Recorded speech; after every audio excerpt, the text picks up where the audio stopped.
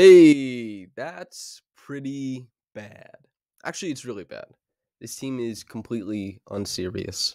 They're not serious. How 122 to 112 they lose to the Los Angeles Lakers, who do not have LeBron James. They have D'Angelo Russell, who I am higher on than most people, who's very good, who was, I think, the most important player in this win. They have a really good player coming off the bench, who some people in the Lakers fan base want to start in Austin Reeves. They have Anthony Davis, who the Raptors as a whole played fantastic defense on. They have Jay Vando, who is pretty interesting. He had 16 points. Rui Hachimura scores 16. Reeves 18. Schroeder 23. D'Lo 28-9. And just like an absolute masterclass. They lost to these Lakers when they really shouldn't have. They had what looked like a really great defensive game plan to work from the get-go, and they just lost it. They lost the plot in this game. And additionally, for the people who are trying to be excited about this team, like what's happening with this team, I find this right. Fans, I know way too much about basketball to like kind of watch it as just like a regular fan. I'm thinking about too many different things. But baseball, I don't cover it. I don't know it that well. And I just kind of want to know what the Jays are doing. Like what are expectations? And the Raptors' expectations and the timelines, all this kind of stuff is so bungled up. And it's so much mixed messaging around this team. And even on a night where you get 31 from OG, he shoots 12 of 14 from the field. You get 32, 9, 7 from Scotty, who shoots 13 of 19 from the field. Those guys were awesome. God, they were so good. You also get 12 from Pascal, who I think started out the game fine. It was important that he was shooting early on. Fred, who started out the game, I think tremendously. And man, there was a lot of good Fred in this game and some bad, especially on the defensive end. And they just didn't have enough. Pirtle gives you 17 and 10. Pascal, fitting into this starting lineup, the way he played, I was like, he's a passenger in this game. And then Fred became a little bit of a passenger, albeit doing more defensively than Pascal did in this one. Some good rotations from Pascal, fine. That ended up in fouls that he didn't deserve, fine. But for the most part, getting blown by a guy like Jared Vanderbilt, who has no threat of a pull-up jumper, right? That's a miss. He's bringing the help defensively a little bit too far up, leads to 2-on-1 down by the rim. He doesn't need the help in some cases like this. All this kind of stuff is just like, it's tough. He's a passenger. He needs to be a star. That's what he was for so many games this season. Not a star in this game. And yeah, man, I don't want to be too hard on Pascal. He struggled once again. Be better going forward. That just has to be the case. We'll talk a bit more about it later, I guess. But the bench is the big thing in this game. But first, I am Samson Folk, your host. This is the Raptors Reaction Podcast. Okay, the bench. This is the thing about this team. Precious plays 8 minutes. They go terribly. Dad plays 4 minutes. They go terribly. Barton plays 13 and a half. He has actually one good stretch. Really, he does. He's the tag against, I believe it was AD on a pick and roll. He got a steal. He went the length of the floor, laid it in. He had a quick trigger 3 that he made, and like that's it. Everything else was really bad afterwards. And it makes me once again think about especially when I'm watching like Scotty Barnes guarding Dennis Schroeder, and I look at Will Barton playing off of another guy, and I'm thinking to myself, Jeff Delton could take the Schroeder matchup and really help these minutes by being, a stopgap at the point of attack. And Scotty could be off ball where his length is a little bit more impactful and he'd perhaps provide something at the rim. But we have Barton. They're going with the perceived offensive upside here.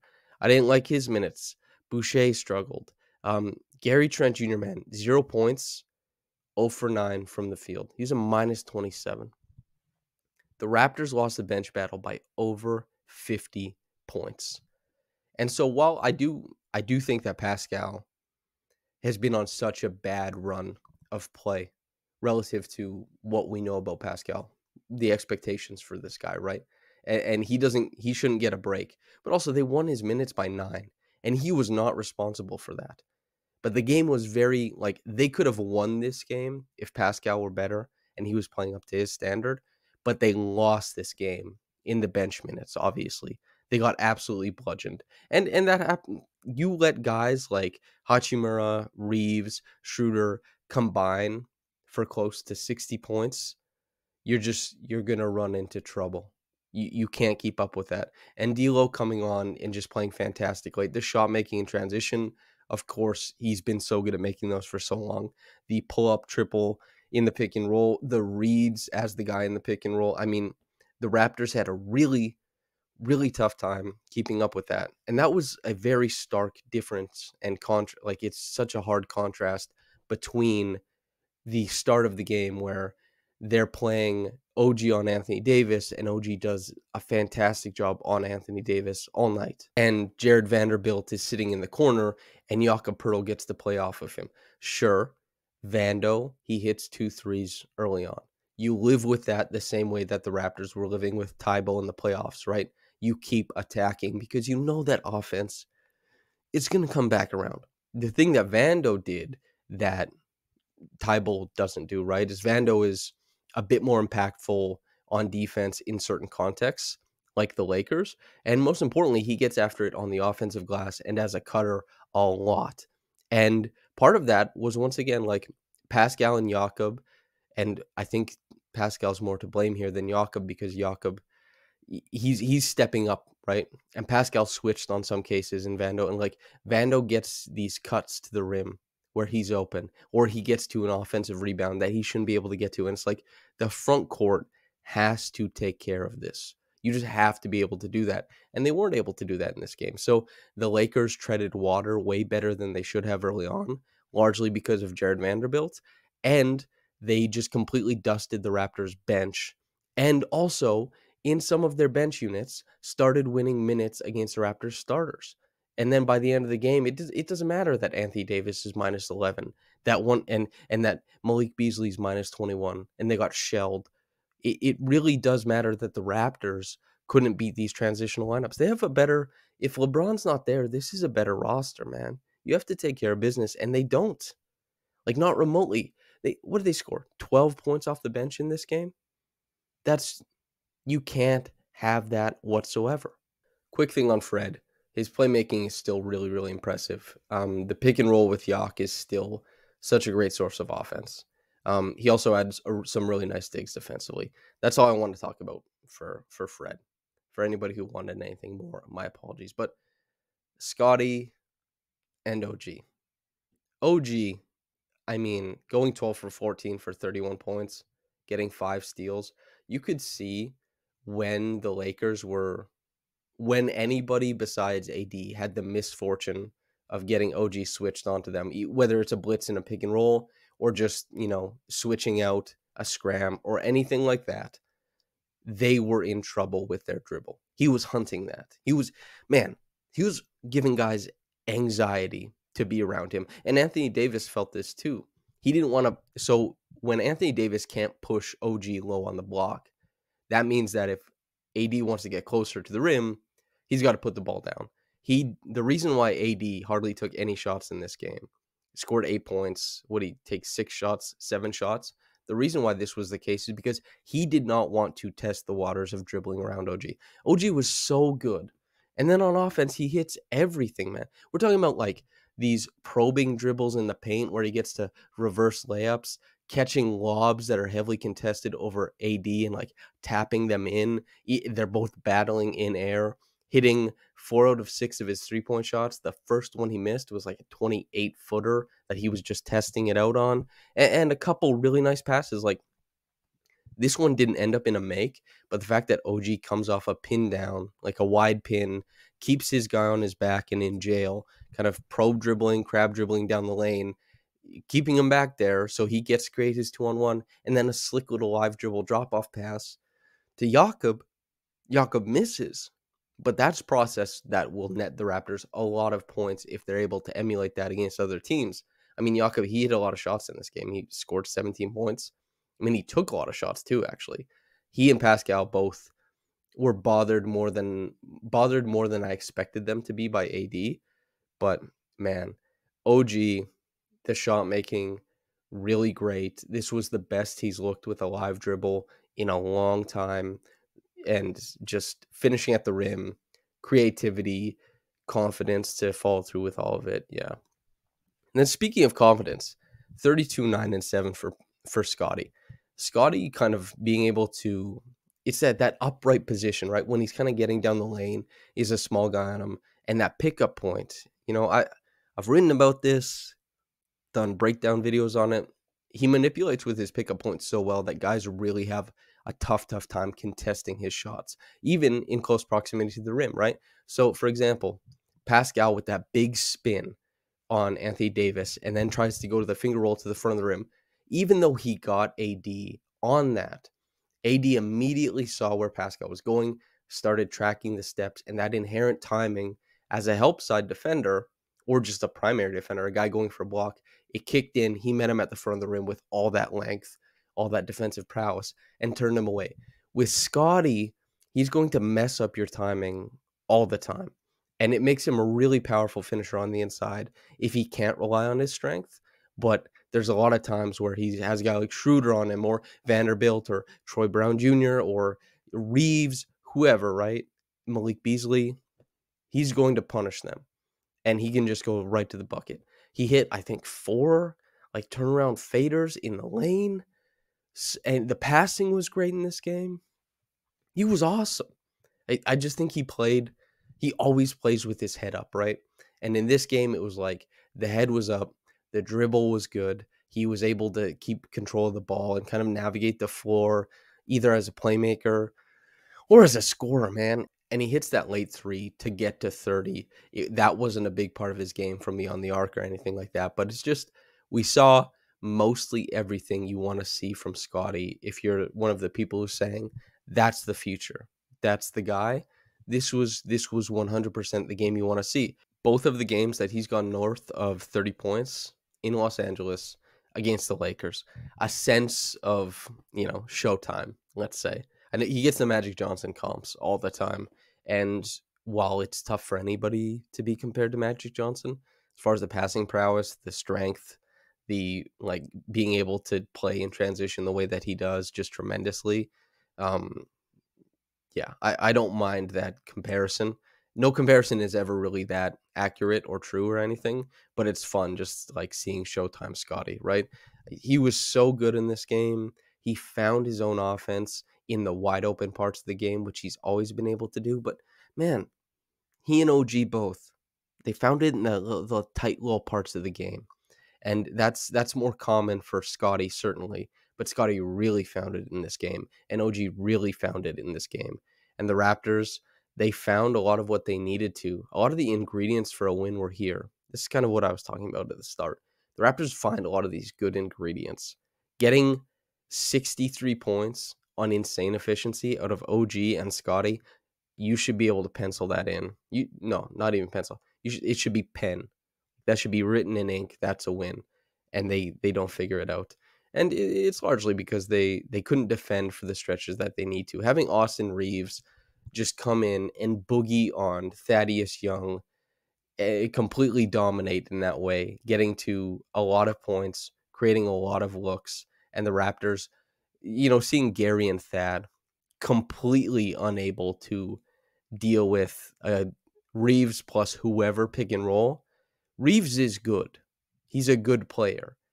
Letting him completely take over a portion of the game with his pick and roll offense, that's where this is not typical for his game. But he was awesome, and he deserves a lot of credit because, man, he impressed a lot of guys on the Lakers. Man, they deserve credit. They have a lot of fun pieces. And, man, I thought they were going to be super interesting when they got D'Angelo Russell and Vanderbilt. I hate that it had to be against the Raptors, but there's a lot of interesting in this game for the Lakers portion of things and for the Raptors, but they lose, and they can't lose, man. You come out third quarter, you go out on that 9-0 run after, those 2 really great stretches they had. Starters basketball. OG, Pascal, Jakob, Barnes, Fred. These guys, they come out immediately in this game. They defend the hell out of the ball. They have a great defensive scheme that they have a great defensive game plan they want to go with. It works. OG is playing his part perfectly, the most important one. The Raptors are getting enough elsewhere. They open up this huge lead. Slowly that gets eaten away. with the bench and these transitional lineups. Then we see them lose the lead headed into half. Come out of the third quarter, you have a 9-0 run, you hold the lead for basically the whole third quarter, you're finding your way, it seems like it, and you do that on the back of, once again, the starters. But again, these transitional bench lineups completely blow everything up. They lost the bench battle by over 50 points once again, and that's just not tenable. You can't win games when you're forfeiting 50 points from the bench. It just, you're not going to be able to do it. And then towards the end of the game, the Raptors facing a transitional bench unit, right? It's not Reeves and Schroeder closed the game. They played like 33 minutes, each of them. The Raptors, they weren't playing against Troy Brown Jr. or Malik Beasley. The Lakers found something that worked, a lot of it revolving around dribble penetration, because the Raptors were pretty occupied with AD, not only being able to, I guess, contest his post-entry passes, but also making sure that there's always a body on him if penetration comes from like live dribble penetration, because he can kind of duck in for a lob whenever he pleases. And that means that the Raptors' help instincts are maybe affected a little bit. And that means that guys like Reeves and Schroeder and D'Angelo Russell all being able to put the ball on the floor really gave the Raptors a lot of trouble. And they ended up losing this game 112 to 122. Just terrible, man. Just abysmal. Reggie Evans Award, I'm going to give it to OG just because of the defense on AD. He was great all night. Even as the defense kind of crumbled around him, he stuck his check. He made sure. And also anything he was involved in, and I mean this, if he had to step out on another guy, then that was it. You know, that was it for them. He did it on everybody he guarded, and it was incredible. Top quick reaction comment is from Repeat. Quote, Scotty, OG, give both the key to the franchise, your first and second option, and let them fail as many times as was given to Fred and Pascal. Add Pirtle to first two as it's taking time to develop a good center. Tear the rest of the team down for young assets and first picks. It's time to rebuild. We are fighting with Wizards and Bulls for 9th, 10th position in the East. What else is not clear? So I don't blame anybody for thinking this. There's a quote that came out, I believe is from Howard Beck, saying that Masai and the front office made this trade for Pirtle because they still believed in this group, but that this group didn't believe in this group. And as far as my sense of that from being around the team, I couldn't say for certain. I haven't done a straw poll with the guys, but certainly the energy is in a tough place. And man, after a game like this, how could you not feel like OG is grouped in with Scotty? I've talked to many people. I've done a lot of talking about every player on this team, and I've observed the fan base's reaction. OG has been traded by this fan base many different times. After a game like this, he's lumped in with Scotty.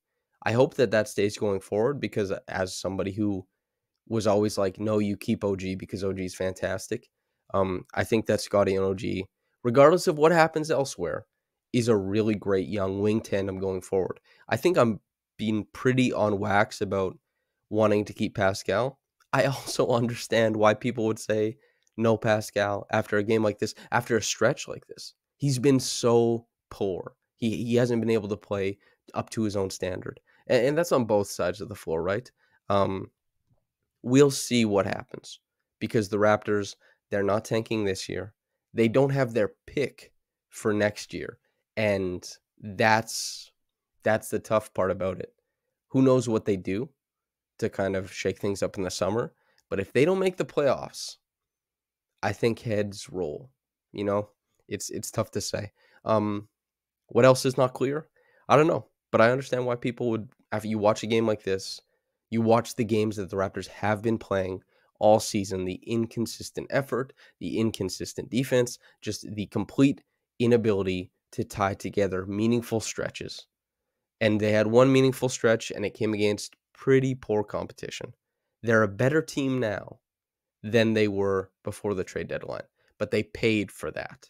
Like, they're definitely better with Jakob Poeltl, but to what degree, right? That's kind of where the conversation is. And also for the other people They want to hear everybody say, like, this is what I talked about at the start, about direction with the team. The Jays, Vladdy's team or something like that, right? They want to hear who's being grouped in. When Masai talks to media and he doesn't mention Gary Trent Jr. as being part of the core, but he mentions, Scotty, Fred, OG, and Pascal, people take notice of that. It seems to me like people want clarity on where Fred and Pascal sit, because people are getting like, the distaste has been very clear for Fred this year, and to the point that I think it's gone way too far. I think that Pascal has received a lot of grace this year from fans. He's an all-star. He was just so damn good to start the season. He's had the distasteful reaction from this fan base in the past, so much so that it colors the way he looks at interacting with fans, right? And praise and all that kind of stuff. He's talked about this in the past, but I suspect that if Pascal keeps playing like this, man, everybody's gonna say that the Raptors should move on from him. He is like an all-star, an all NBA level player. He's mired in a terrible stretch right now. But if you play like this for too long, yeah, everybody's gonna say when it comes summertime, decision time, that they want to just completely move away from trying to stay with this competitive, or, like, right, that's the point. It's not really competitive, pseudo competitive version of the team that will be expensive and that is tied a little bit more to Pascal and Fred, for example. And we'll see what happens going into the future. Who's to say, man? I hope they win games down the stretch. I know some people want them to tank down the stretch because they still have their pick this year. I mean, it's basketball. We'll see. But yeah, thanks for tuning in. Thanks for writing in. Repeat. Let me know in the comments section.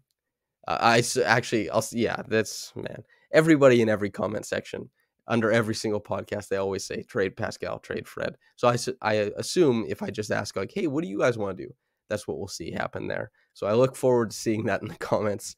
If you're listening to this on YouTube, thanks for tuning in. Like the video, subscribe. The most important one is go over to raptorsrepublic.com and subscribe. And if you're talking to me, or if I'm talking to you on the podcast, thanks for listening to me. Let me chop it up with you. And yeah, whether you got into this in the morning or at night, have a blessed day and goodbye.